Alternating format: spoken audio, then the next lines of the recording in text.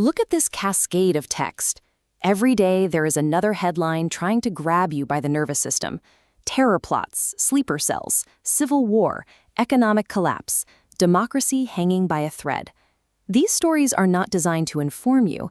They are not trying to clarify a complex issue or even persuade you to take a specific side. Their only real job is to spike your adrenaline.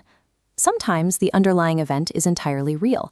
The risk might even be worth tracking, but the packaging is almost always doing more heavy lifting than the facts. The facts might be thin, but the emotional payload is massive. Modern media operates in an attention market. It is an economy that rewards emotional force over calibration. And in that game, calm simply does not win. Careful context does not win. Admitting we do not know enough yet loses every single time. What actually wins is threat. Big, scary framing.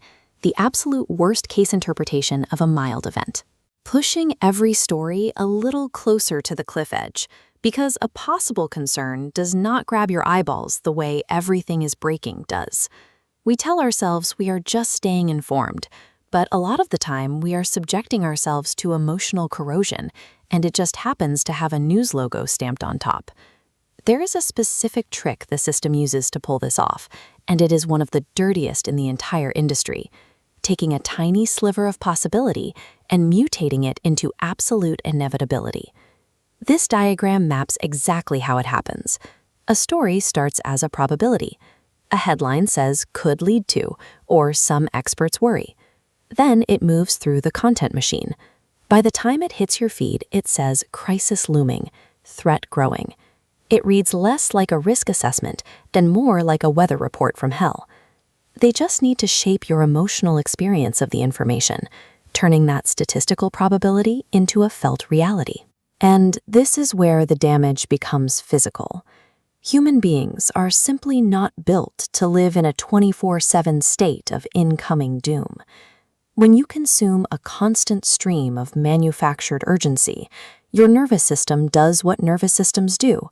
It adapts, and usually badly, to that constant drip of cortisol. Cortisol is the primary stress hormone that triggers your body's fight-or-flight response. Soak people in it long enough, and they either become permanently on edge, obsessively monitoring the feed, or they burn out completely and go numb. As a result, you lose your internal calibration. You completely lose the ability to tell the difference between a serious, actionable threat and loud, speculative noise. That is bad enough for one person, but scale that up. What happens when you multiply one fried, uncalibrated nervous system by 300 million citizens? There is no big red warning light that flashes over a country when it absorbs too much fear propaganda. Nobody announces that a population has officially crossed the threshold from an informed public to an emotionally exhausted herd animal. It happens slowly.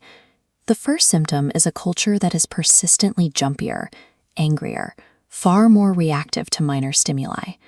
Then comes the vulnerability. People become highly susceptible to manipulation, far more willing to accept extreme claims and extreme policies, because they have been trained to feel like the sky is always one loud headline away from falling. Then comes the most dangerous symptom of all, anticipatory defeat. People begin to relate to the future like it is an incoming tragedy happening to them, rather than something they can actually influence.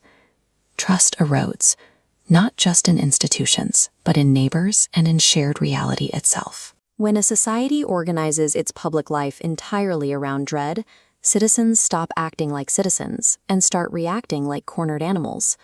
A culture can absorb a massive amount of fear, but there is a hard limit. Eventually, a population will simply give up on the idea that planning for the future is even worth the effort. Think about the absurdity of those stakes. We are paying a massive, society-wide mental toll, entirely so a digital headline can perform slightly better in an algorithm. Refusing to engage with that panic is not ignorance. You do not have to unplug from reality entirely. Stepping away is a necessary act of mental preservation. It requires practicing information hygiene. Information hygiene is the active process of separating what actually happened from the speculative what might happen. It means treating sensational framing exactly like advertising until proven otherwise, and checking the news at set times instead of grazing all day. Real dangers absolutely exist. We need clear-eyed, sober reporting, and we need warnings when warnings are justified. But we demand that reporting comes without the manufactured, engagement-driven panic. It is time to reclaim your agency. Stop letting the panic machine use your nervous system as a rental property, and start demanding a media environment built for citizens, not for profit.